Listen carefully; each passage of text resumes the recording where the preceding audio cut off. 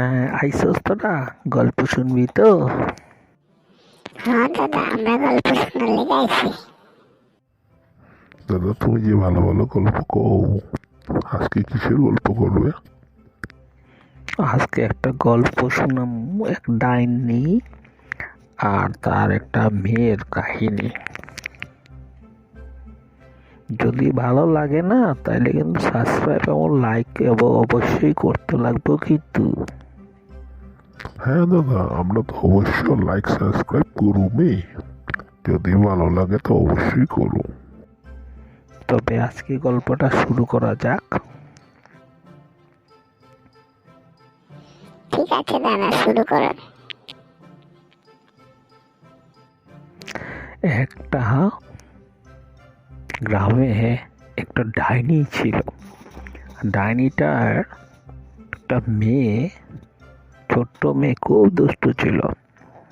ও কি করতে পাড়ার সবাইরে খুব যন্ত্রণা দিত। কারণ কি, ওর মা তো ডাইনি। ও ডাইনির বাচ্চাটার বিরাট উৎপাত করতো, সবসময় সবাইকে যন্ত্রণা করতো। আর কিচ্ছু হলেই তো জানে, বড় ডাইনিকে বলে দিলে তো আর সবাই ভয়ে কেউ কিছু বলতো না। এই ছোট্ট বাচ্চা ডাইনিটার যত কষ্ট দিত গ্রামের মানুষদের, সবাই ওরা চুপচাপ মুখ বুজা সহ্য করত। ও আচ্ছা, এত দুষ্ট ছিল। হ্যাঁ, একদিন তারপরে গ্রামবাসীর মানুষরা কি করলো, সবাই মিলা এটাকে একটা উপযুক্ত শিক্ষা দিতে লাগবো। তখন ওরা কি করলো, এটা একটা বুদ্ধি পাকাইলো সবাই মিলে। ডাইনির এই বাচ্চাটাকে ওরা মারতে লাগবো কল কুশলে, না হইলে তো এটাও বড় হইয়া আমগরও তো বহু যন্ত্রণা দিব। আর ওই বুড়া ডাইনিটা তো আর বেশি দিন বাঁচবো না, এমনি মরে যাব। এরপরে যদি ছোট বাচ্চাটা আস্তে আস্তে বড় হইলে আরো গ্রামের মানুষে বিরক্ত করতে থাকে, তখন তো আর এগুলি আর সহ্য করা যাইব না। তারপরে একদিন গ্রামের সবাই মিলে একটা বুদ্ধি করলো। ছোট ডাইনিটারে একটা পিকনিকের আয়োজন করলো। করার পরে ডাইনির ছোট বাচ্চাটারে নিমন্ত্রণ করলো, আসো তুমি আসা বসে আমগর লগে মাংস খাইতে লাগবো। আর ওর তো মাংসটা প্রিয়, ও তো মাংস খাইতেছে। তারপরে একটা বুদ্ধি করলা সবাই মিলা, ওই দেখো, ওই যে একটা কুয়া আছে, কুয়ার মধ্যে চুপি দাও, দেখো আর একটা বড় ডাইনি আছে, তোমার থেকে বড়। ওই ডাইনিটা, যদি তুমি ওইটাকে মারতে পারো তাহলে আমরা সব সময় তোমার কথা শুনব। তারপরে কি হইল দাদা? তারপরে ওই ডাইনিটা তো শূন্য, ছোট ডাইনিটা তালে কৌশলে নিয়া কুয়াটার সামনে নিল। দেখো, এখানে তোমার থেকে একটা বড় ডাইনি আছে, দেখো। দেখো একবার মুখ দেখিয়া, ওইটাকে যদি তুমি মারতে পারো তাহলে তোমার কথা আমরা সব সময় শুনো।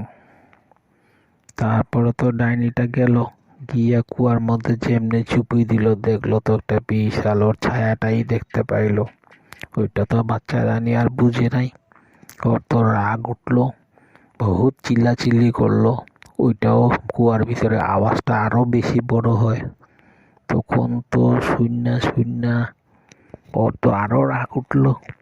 তারপরে ডাইনিটা কি করলো, বাচ্চা ডাইনিটা দিল কুয়ার মধ্যে একটা চাপ দেওয়ার পরে সবাই হাততালি, এবার ভালো হইছে, আমারে বাঁচাও বাঁচাও বাঁচাও কইয়া হাবুডুবু কইয়া জল খাইতে খাইতে মরে গেল গে। তারপরে তো বড় ডাইনিটা তো ওরে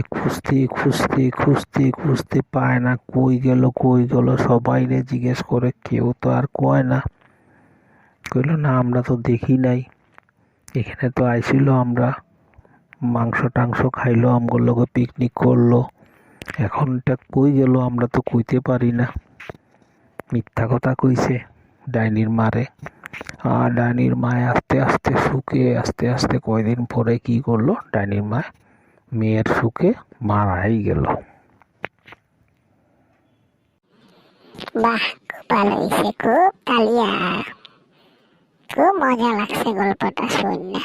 পরে ডাইনিটা মরে গেল কেন দাদা? হ্যাঁ হ্যাঁ, এরপরে ডাইনিটা মরে গেল। তারপরে গ্রামবাসী মানুষরা আর আমি সুখে শান্তিতে ওই গ্রামে বসবাস করতে থাকলো। বাহ দাদা, গল্পটা তো খুবই ভালোই লাগলো। আপনাদের যদি সবার ভালো লাগে, প্লিজ আপনাদের বন্ধুদের কাছে শেয়ার করবেন। আর এই পেজটাকে ফলো করে রাখবেন নতুন নতুন ভিডিও পেতে। আরও ইন্টারেস্টিং গল্প আমরা বানাবো। যদি ভালো লাগে লাইক এবং সাবস্ক্রাইব করবেন। ধন্যবাদ সবাইকে।